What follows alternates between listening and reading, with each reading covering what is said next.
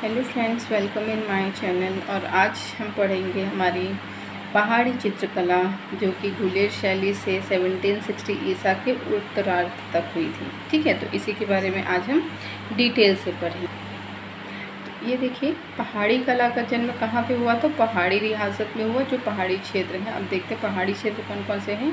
तो पहाड़ी शैली का जन्म किन शैलियों से हुआ? तो भारतीय और मुग़ल से हुआ। कैसे हुआ? भारतीय और मुग़ल से हुआ है। पहाड़ी चित्रकला की प्रथम प्रदर्शनी कहाँ लगी थी? तो इलाहाबाद। ठीक है, इम्पॉर्टेंट है, इसको याद कर लीजिएगा। ठीक है, इलाहाबाद में 1910 में डॉक्टर A.K. स्वामी की अध्यक्षता में हुई थी प्रथम प्रदर्शनी। ठीक, पहाड़ी कला की मुख्य शैली कौन कौन सी है? तो इम्पॉर्टेंट कौन कौन से देखिए, बसोहली, कांगड़ा, कुल्लू, गुलेर, मांडी तथा गढ़वाल, चंबा और जम्मू कश्मीर। ये इसकी हमें पूरी की पूरी जो है इसी के बारे में पढ़ना है। ठीक है, जिसमें से आपका मोस्ट इम्पॉर्टेंट है कांगड़ा शैली। ठीक है, कांगड़ा शैली इम्पॉर्टेंट है, आपका गुलेर शैली इम्पॉर्टेंट है और यहाँ से चंबा शैली इम्पॉर्टेंट है। ठीक, A.K. स्वामी ने पहाड़ी राज्यों की यात्रा कब की थी? तो 1930 में की थी। उन्होंने पहाड़ी कला को कितने भागों में बांटा? दो, जम्मू तथा डोंगरा आर्ट एवं कांगड़ा। पहाड़ी कला की संवैधानिक रंग योजना कहाँ की कला से प्राप्त हुई? तो मुग़ल से प्राप्त हुई थी। पहाड़ी कला को जीवनी तत्व किस कला से मिला था? तो राजस्थानी कला से मिला था। ठीक है, पहाड़ी कला किन शैलियों के मिश्रण से उत्पन्न हुई है? तो मुग़ल कला तथा राजस्थानी लोक कला से हुई थी। ठीक है, अब देखिए, सर्वप्रथम पहाड़ी शैली ने किस रूप में जन्मा था? तो लोक कला के रूप में जन्मा था। और औरंगजेब के समय में निकाले गए चित्रकार पहाड़ी शैली के किस स्थान पर आके बसे थे? तो जम्मू में बसे थे। ठीक, पहाड़ी कला की खोज किसने की थी? तो A.K. स्वामी ने की थी। अब बात करते हैं हमारी कांगड़ा शैली। ठीक है, जो कि 18वीं शताब्दी में शुरू हुई थी। ठीक है, अब देखिए, ये मोस्ट इम्पॉर्टेंट है, इसके बारे में क्वेश्चन पूछा जाता है। तो कांगड़ा का प्राचीन नाम क्या था? नगरकोट। क्या नाम था? नगरकोट। कांगड़ा के राजाओं का प्राचीन राजवंश कौन सा था? तो कटोच राजवंश। ठीक है, अब ये कटोच राजवंश से बाकी जितने निकलेंगे वो सारे के सारे राजा निकलेंगे। ठीक है, अब ये राजवंश की बात कर रहा है। ठीक है, तो कांगड़ा शैली में किसके समय में स्वर्ण काल में पहुंची थी? तो संसार चंद। मोस्ट इम्पॉर्टेंट है, ज़्यादातर संसार चंद के बारे में ही हम पढ़ेंगे। संसार चंद को उनके ज़माने में क्या कहा जाता था? तो हातिम कहा जाता था। संसार चंद को दानशीलता के लिए कहा जाता था क्या? रुस्तम। क्या कहा जाता था? रुस्तम। अभी आप संसार चंद को कांगड़ा नाम से कैसे आप रिलेट कर सकते हैं? तो देखिए, जो कांगड़ा को हम कंकड़ हम बोल सकते हैं। कंकड़ जो है पूरे संसार में हर जगह पे कंकड़ मिलेंगे। आप कहीं पे भी चले जाओगे तो छोटे से बड़े कंकड़ आपको हर हाल में मिल जाएंगे। ठीक है, तो आप इस तरह से रिलेट करके कांगड़ा को ये संसार चंद के नाम से आप याद कर सकते हैं। ठीक, संसार चंद को दानशीलता के लिए क्या कहा जाता था? रुस्तम कहा जाता था। कांगड़ा शैली की चित्रों की प्रमुख विशेषता क्या थी? भावपूर्ण रेखांकन। अब देखिए, यहाँ पर एक जो है चित्र देखिए दिखाया गया है जो कि कांगड़ा शैली में है। कांगड़ा शैली को पहाड़ी शैली मतलब पहाड़ी चित्रकला के अंतर्गत आता है। ये देखिए, यहाँ पर दो औरतें हैं, अपना बात कर रही हैं। ये कृष्ण हैं, ये राधा के रूप में हैं।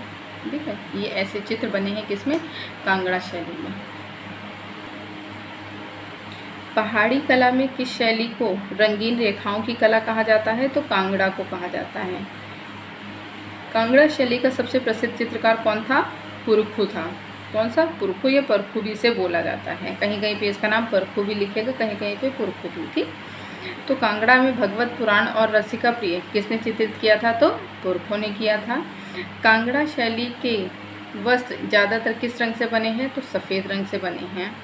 कांगड़ा के वस्त्रों पर किस मुग़ल बादशाह के समय के चित्रों का प्रभाव है? तो औरंगजेब का है। पहाड़ी कला की अधिकतर शैलियाँ किस पहाड़ी में विकसित हुई हैं? तो हिमालय की पहाड़ी में हुई है। पहाड़ी चित्रकला है तो जाहिर सी बात है कि ये हिमालय हो गया, आपका जम्मू कश्मीर हो गया, इस तरफ क्या है कि ये सब शैलियाँ ज़्यादा पनपी थी। ठीक है, चित्र में गोवर्धन की सवारी थी, घोड़ा। ठीक है, सिकंदर महान का चित्र किस शैली में मिला था? तो कांगड़ा शैली में मिला था। सिकंदर कौन है वो तो आपको अच्छे से पता होगा अगर आपने हिस्ट्री पढ़ी होगी तो।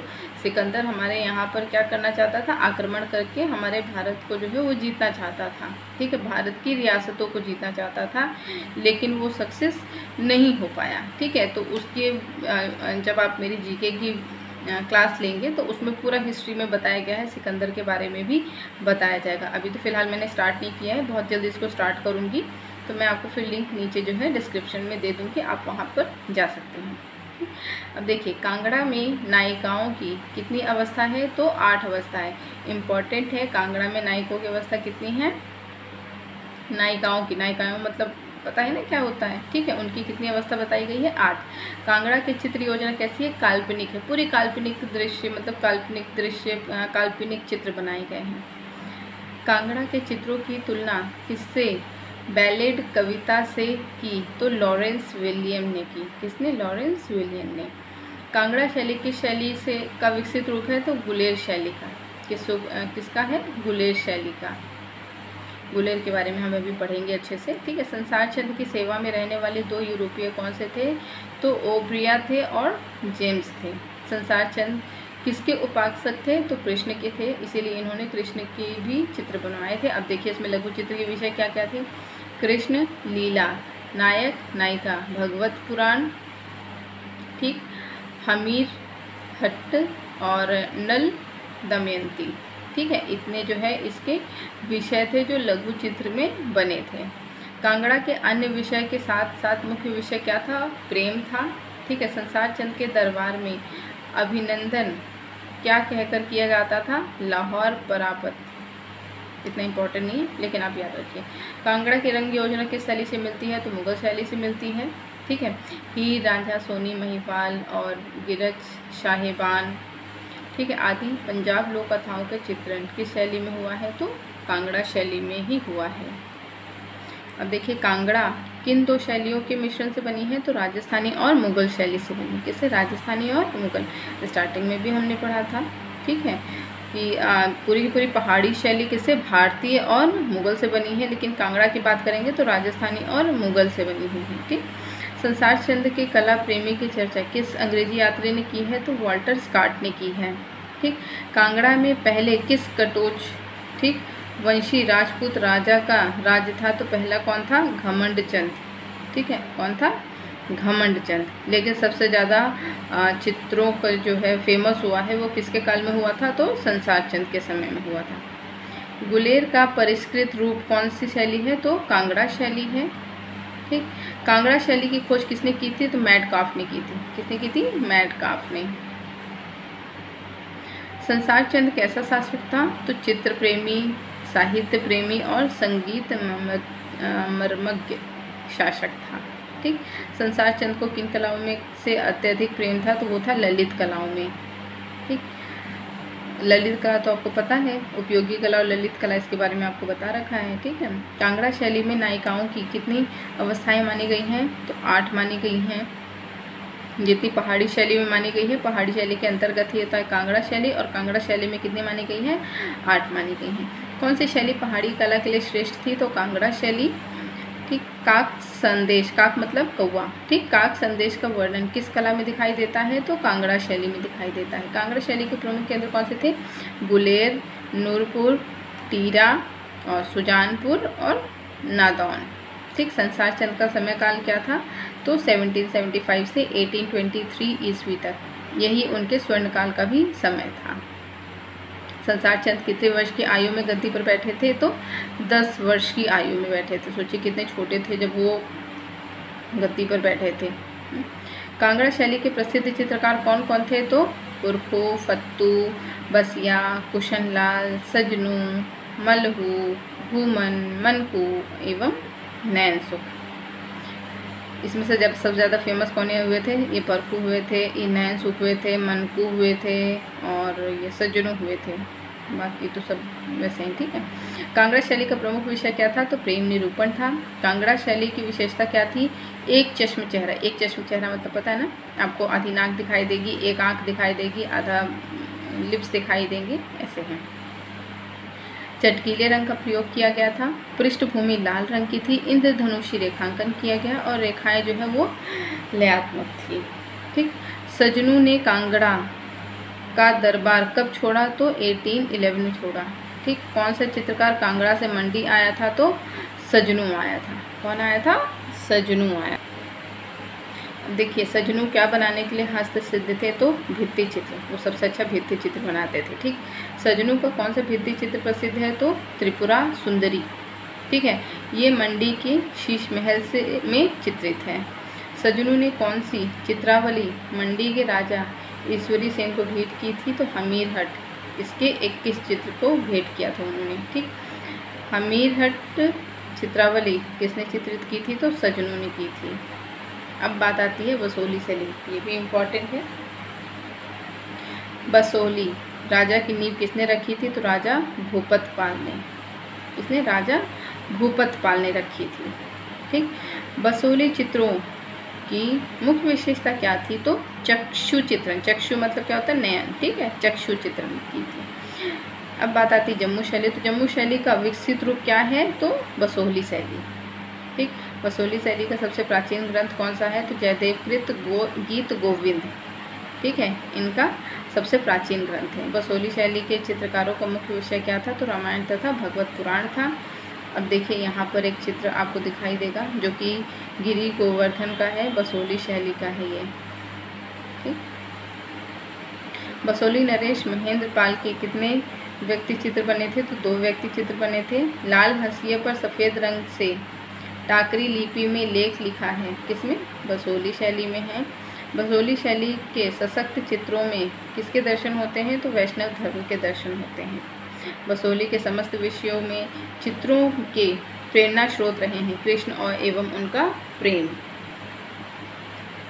अब देखिए बसोली शैली के चित्रों में हाशिया किस तरह का था? तो अलंकरण युक्त था। कैसा था? अलंकरण युक्त। बसोली का जन्म कैसे हुआ? तो लोक कला तथा मुगल कला के समन्वय से हुआ था। किस राजा के काल में बसोली एक धनवान तहसील मानी जाती थी? तो अमृतपाल के समय।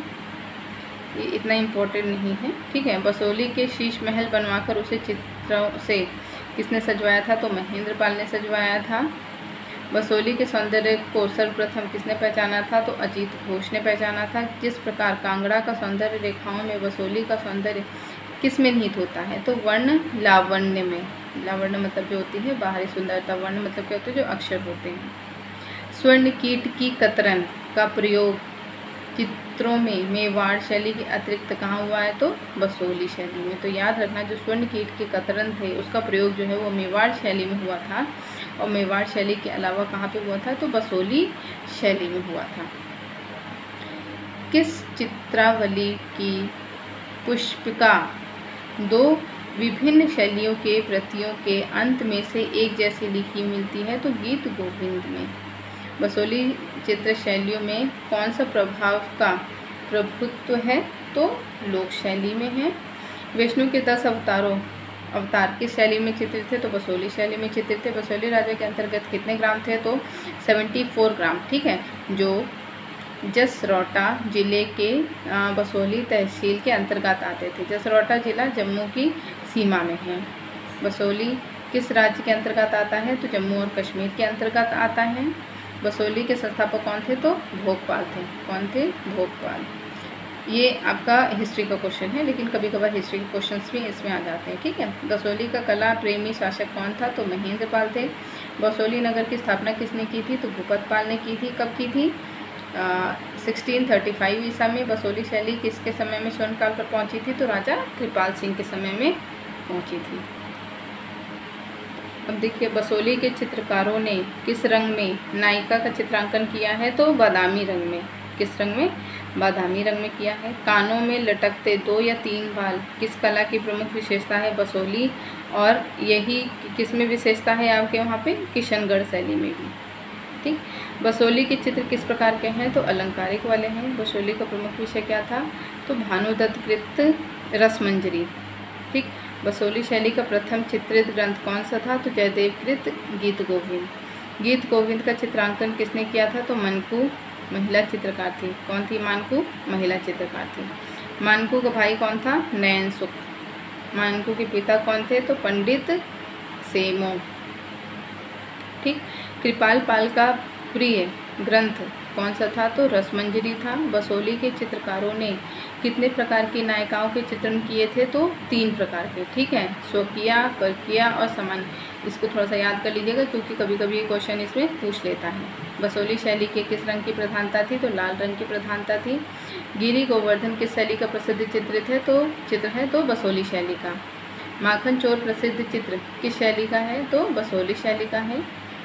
ओखल बंधन चित्र किस शैली का है? तो बसोली शैली का है। बसोली का माखन चोर, ठीक है, कहाँ पर संग्रहित है? तो NC मेहता संग्रहालय में है। नैनसुख कहाँ से बसोली आया था? तो जम्मू से आया था। ठीक। अब बात करते हैं हमारी एक और इम्पोर्टेंट जो कि है गुलेर शैली। कौन सी है? गुलेर शैली। तो गुलेर शैली का प्रमुख केंद्र क्या था? हरिपुर या हरिपुरा। ठीक है, क्या था? हरिपुर या हरिपुरा। ठीक। नैनसुख कहाँ का निवासी था? तो गुलेर। अब इसको कैसे ही रिलेट कर सकते हैं क्योंकि गुलेर में नैनसुख का नाम बहुत आता है, तो गुलेर आप इस तरह से रिलेट कर सकते हैं। गुलेर से क्या है कि लोग क्या करते थे, पहले दूर से पत्थर वत्थर कंकड़ गुलेर से नहीं मारते थे, है ना, और किसी के लग जाता तो क्या नैन में एकदम सुख आ जाता था, मतलब हमारी आंखें जो है वो सुख से भर जाती थी। ठीक है, हमें बहुत अच्छा लगता था। ठीक है, तो आप इस तरह से इसको रिलेट कर सकते हैं कि गुलेर से हम किसी को मारते थे तो हमारी नैनों को बड़ा सुख मिलता था। तो गुलेर कहाँ का था? नैनसुख का था। ठीक है, नैनसुख मतलब यहाँ का निवासी था गुलेर का। गुलेर शैली पर किस शैली का प्रभाव पड़ा? तो मुगल शैली का प्रभाव पड़ा था। देखिए, गुलेर शैली के चित्रों की रेखाएं कैसी थी? तो बारीक कोमल रेखाएं थी। कौन सा चित्रकार चांबा से गुलेर आया था? तो राजा सिंह के समय निक्का चित्रकार आया था। कौन सा? निक्का। 1405 में गुलेर राज्य की स्थापना किसने की थी? तो राजा हरिश्चंद्र ने की थी। किसने? हरिश्चंद्र ने। ठीक है, किसने स्थापना की थी? तो हरिश्चंद्र ने। ठीक। गोल पहाड़ियाँ एवं कदली वृक्ष का अंकन किस शैली की विशेषता है? तो गुलेर शैली की है। ठीक, ये एक बार क्वेश्चन आ चुका है, ये गोल पहाड़ियाँ एवं कदली वृक्ष का। ठीक। गुलेर शैली अपने अंतिम चरण पर किस शैली के रूप में दिखाई देती है? तो कांगड़ा शैली के रूप में दिखाई देती है। गुलेर शैली में कितने विषय पर चित्रित हुए? 4। रामायण महाभारत, दरबारी चित्र, नायिका चित्र और व्यक्ति चित्र। गुलेर शैली किसके समय में चरमोत्कर्ष पर पहुंची थी? तो राजा गोवर्धन और दिलीप सिंह के समय में। ठीक। गुलेर शैली का प्रमुख विषय क्या था? तो रामायण व महाभारत था। गुलेर शैली में रामायण कितने चित्र प्राप्त हुए हैं? तो 14 चित्र प्राप्त हुए हैं। ठीक है। द्रौपदी के चीरहरण किस शैली का प्रसिद्ध चित्र है? तो गुलेर शैली का ही है। किसका है? गुलेर शैली। गुलेर शैली के प्रसिद्ध चित्रकार कौन है? नैनसुख और मानकू। नैनसुख किस शैली का चित्रकार था? तो गुलेर शैली का चित्रकार था। कला देवी का चित्र कहाँ से प्राप्त हुआ है? तो गुलेर शैली से ही प्राप्त हुआ है। किसका? कला देवी। कला देवी के कितने हाथ हैं? तो 15 हाथ। कितने? 15 हाथ। कला देवी में कितने चित्रकारों के नाम है? तो 19 चित्रकारों के नाम है। गुलेर शैली के रंग विधान किस शैली पर आधारित है? तो मुगल शैली पर आधारित है। ठीक। अब बात करते हैं हमारी चंबा शैली। ठीक, चंबा शैली भी इम्पॉर्टेंट है। तो चंबा राज्य किस प्रदेश के अंतर्गत आता है? तो हिमाचल प्रदेश के अंतर्गत आता है।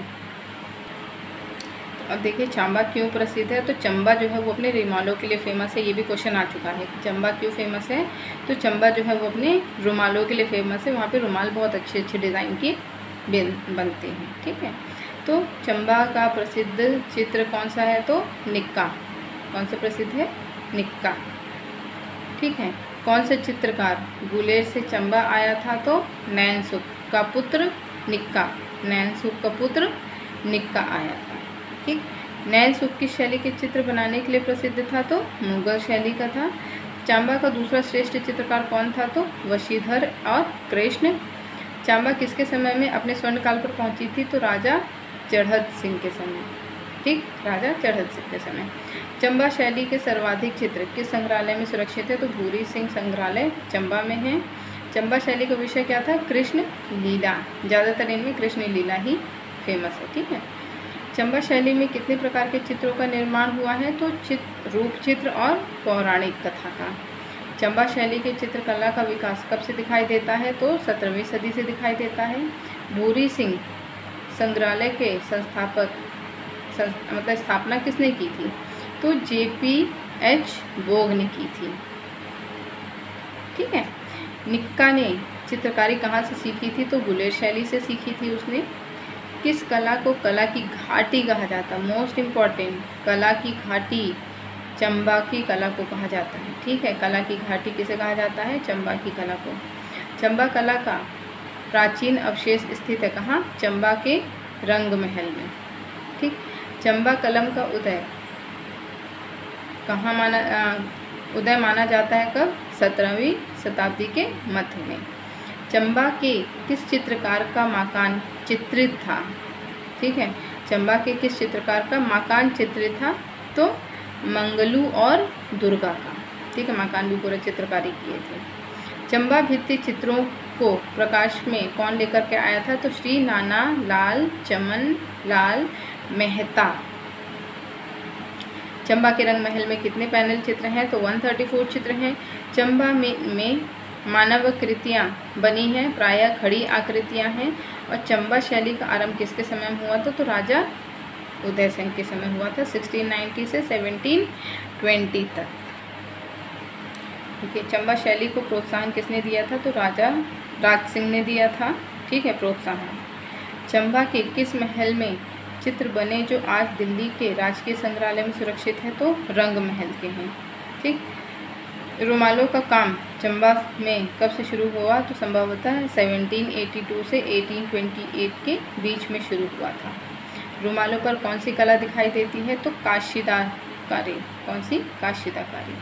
रुमालों का कपड़ा और आकार क्या है? तो रेशम या सूती वस्त्र पर वर्गाकार या आयताकार रुमालों पर कढ़ाई से आकृतियाँ तथा आलेखन बनाए जाते हैं, जैसे कि आप रुमाल देखते होंगे उसी तरह के। ठीक है। चंबा रंग महल के भित्ति चित्रों को कहाँ स्थानांतरित किया गया है? तो नेशनल म्यूजियम दिल्ली में। चंबा का नामकरण किस प्रकार हुआ? तो राजा साहिल वर्धन की पुत्री चंबावती के नाम पर। ठीक। चंबा का सबसे कला प्रेमी शासक कौन था? तो उमेद सिंह था। कौन था? उमेद सिंह। रंग महल का निर्माण किसने कराया था? तो राजा उमेद सिंह ने कराया था। और अखंड चंडी महल की आधारशिला किसने रखी थी? राजा उमेद सिंह ने रखी थी। चंबा के किन चित्रों को विशेष स्थान प्रदान किया गया था? तो भगवत पुराण, रामायण, दुर्गा सप्तशती और रुक्मणी मंगलकांड। ठीक। तो फ्रेंड्स, आज के लिए इतना ही। नेक्स्ट वीडियो में हम ये चैप्टर पूरा कंप्लीट कर देंगे। उसके बाद हम इसके प्रैक्टिस सेट लगाएंगे कुछ दिनों तक। ठीक है। और उसके बाद फिर हम आगे जो हमारे समसामयिक कलाकार हैं, यानी कि जितने कलाकार हैं, हम कलाकारों के बारे में पढ़ेंगे। ठीक।